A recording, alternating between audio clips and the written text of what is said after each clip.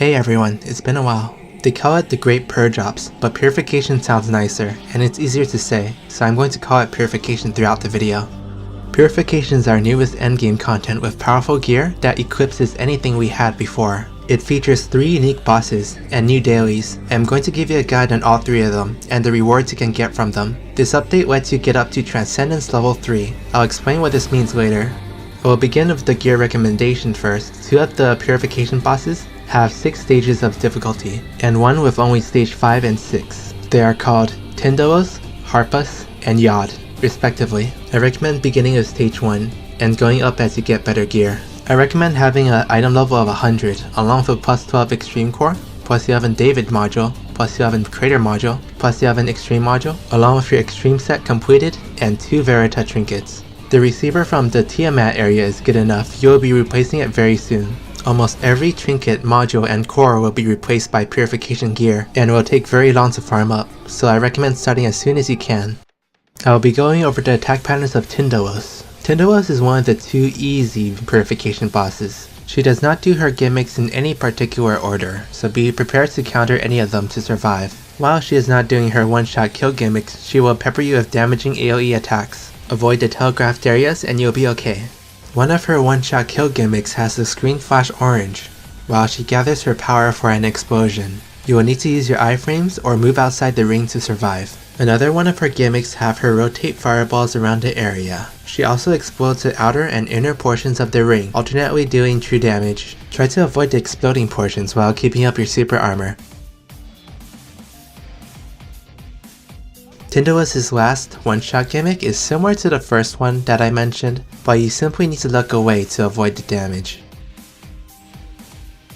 In stages 3 and over, Tindalos enters her phase 2 at 30 bars of health, making all of her attacks deal true damage. Not much changes other than that.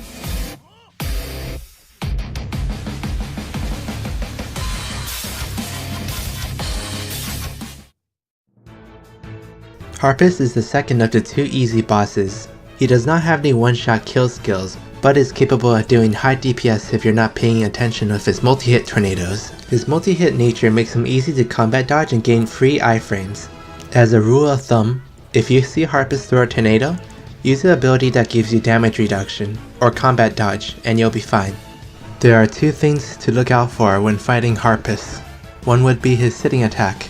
Harpas will occasionally summon clones to do the same, dealing a significant amount of burst damage when you're in a party. Fortunately, it's not true damage, so you can use a damage reduction ability to tank it. The second attack to look out for will be Harpas' Feather Attack. This attack is capable of crashing your super armor, leaving you vulnerable to additional damage. In stages 3 and beyond, Harpas will enter phase 2 at 30 bars of health. He will put you at the center of a tornado, touching the winds will greatly damage your character. You will need to stay within the tornado and let Harpas nosedive into the safe zone, letting you safely damage him. During this phase, Harpas will use numerous attacks to knock you into the blue winds.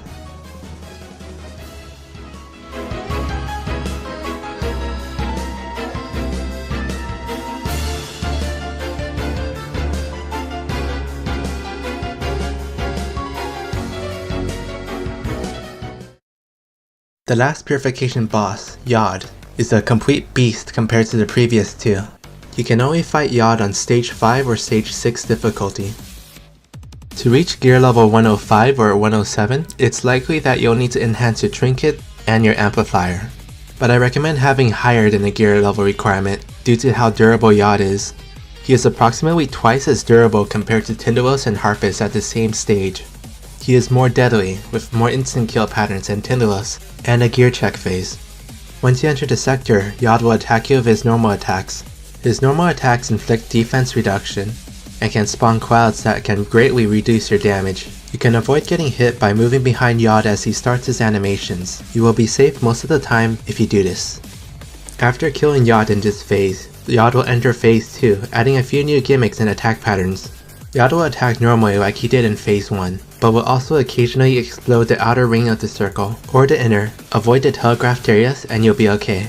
After a while, Yod will use the attack to summon a red wall around the arena. Yod will use a shockwave to knock you into the wall. You'll die instantly if you touch the wall. He will then summon a rotating wall, which rotates around his character model, dealing true damage to people passing through it. For the first 2 walls, try to deal some damage while avoiding the wall. Once he summons multiple walls at once, you may need to start running around. Halfway through the phase, Yod will summon Harpas and Tindalos to support him. They will occasionally drop an attack here and there, dealing true damage. You can avoid them by iframing or moving out of the telegraphed area. If you see the text, "Die alone," Yod will rain down eyeballs that will deal a decent chunk of true damage when in contact. These eyeballs will stay around for a while after they land, and will explode after a bit, instantly killing anyone within it, unless you're iframed. This attack is actually a restand, so it can kill your character if they're in a down state. To avoid killing you or your party, you'll need to run towards the outer ring of the circle, and try to run around or walk around, and to avoid landing any eyeballs on your party members.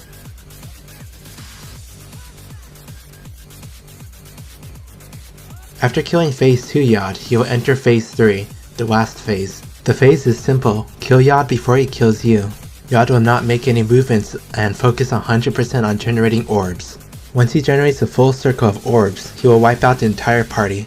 This wipe is unavoidable, even killing those in iframes. If you run out of respawn capsules, you'll be unable to clear this sector. Do as much damage as possible.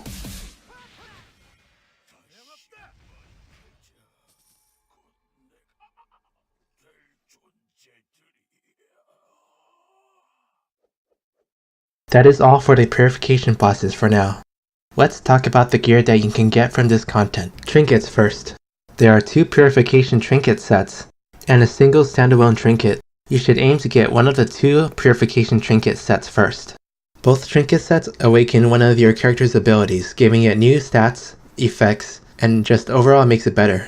The Tindalos set is the cheaper of the 2. It consists of 3 trinkets, and gives very favorable PvE stats. If you want a more immediate power boost, definitely go for the Tindalos set first. The Harpas set only comes in 2 pieces, but its power is not to be underestimated. It increases all of your EX skills and your finishing moves by 1, and gives very favorable PvP stats. You should get this if you're a PvP player, but as you progress, you should obtain both of these trinket sets, and get the Yod trinket last. In the future, you can condense these trinkets into 3 pieces, allowing you to use your extreme set, along with the newly condensed purification set. Okay, let's talk about the module and the core. The purification modules and cores are obtained by killing either Tindalos, Harpas, or Yod. Each of these bosses have their own module set. However, they all drop the same weapon cores. These modules and cores can be upgraded through a system called Transcendence. You'll get materials from the purification sectors to craft Transcendence gems. The cost of these gems will escalate as you upgrade tier from tier. Transcended cores give awakened skills. Once you transcend an item, all enhancements, tunings, and chips are lost during the process unless you use special preservatives or a shaped memory device. The memory shaped device will keep all 3 enhancement, tunings, and chips, and it will not be consumed unless it succeeded. The translation tooltip on the item is wrong. Transcended modules boosts your non-EX skills. Each class has their own optimal module set. Since I only play a few of the classes, I had to do a bit of digging to find out which module set is best for which class. Most classes use the Harpas set. There are a few exceptions. Yuri, Jay, Levia, and Tina should go for the Tindalos module set. And finally, Violet should aim for the Yod set. I got all of this information from a Google Doc. I'll link it in the description. I wasn't able to find the author of it, but the information contained is very accurate. I highly recommend checking out this Google Doc. That's about it for transcending. Before I end the video, I'll answer some of the questions that you may have of my own personal thoughts. Should I transcend my purification core and module right now? Transcending with our current patch can be costly, especially if you use preservatives in your transcending, each costing 15 chromatic essences and 15 stickies. The costs can really ramp up. I only did the Transcendence on my J, and it was enough to convince me to wait for the patch that raises the Transcendence rates. It took me 8 tries from getting tier 0 to tier 1, 10 tries to tier 2, and 15 tries to tier 3 on a purification core. I was using a preservative to keep my tuning since I got a good roll on my tier 0 core, which really increased the costs for me. The costs will be significantly lower if you don't use any preservatives, and to answer the question, it's up to you. If you want power now, go ahead. Just be wary of the costs. Question 2. How strong is the purification gear? The trinkets definitely outclass whatever we have currently. You would want to have a full set of purification trinkets, filling every single slot. And for the core? During my testing, it seems that Transcendence level 2 is where Purification somewhat outclasses the Extreme Core. The stats may not seem very impressive, but the Awakened skill makes a big difference. This will definitely vary from character to character depending on which skill is awakened. The Purification modules have a much easier time. Obtaining your optimal set at tier 2 will replace your Extreme module and your Crater module. The item level from the modules and the set effect greatly benefits your character, far more than a tier 2 Transcendence core. If you are transcending now, I recommend going for the module first, since it will be a bigger upgrade initially. Tier 3 Purification gear will beat out anything in the game for PvE. How long does the Purification core and module stay best in slot? Looking at the development roadmap for Closer's NA, I can safely say that the gear will remain best in slot for a minimum of 2 months. So feel free to invest as much as you want into your cores and modules. Just be sure to use a memory shape device or a preservative when you're transcending from tier 3 to tier 4 and onward. That's about it for Purification. And this section will be about me and about what I'm going to do in the future. If you're here just for the Purification content, you can click off the video now. This video took quite a long time for me. I wanted to wait until I reached the later stages, such as stage 6 or stage 5, before making the guide because I didn't want to miss any boss gimmicks that might be stage specific. That combined with including a gearing section that talked about the rewards and stuff. So I'm thinking in the future I might release the guides to the bosses and a guide to the gearing and rewards in separate videos. This will allow me to release videos more consistently, and you will not see a very huge gap with this method of releasing videos. I also believe this will give me better quality control, because managing a 12-minute video is kind of difficult for me. This might be due to the fact that I'm a very newbie editor. I also know that Advanced Gremory has just released, but I don't feel like making a guide video on that.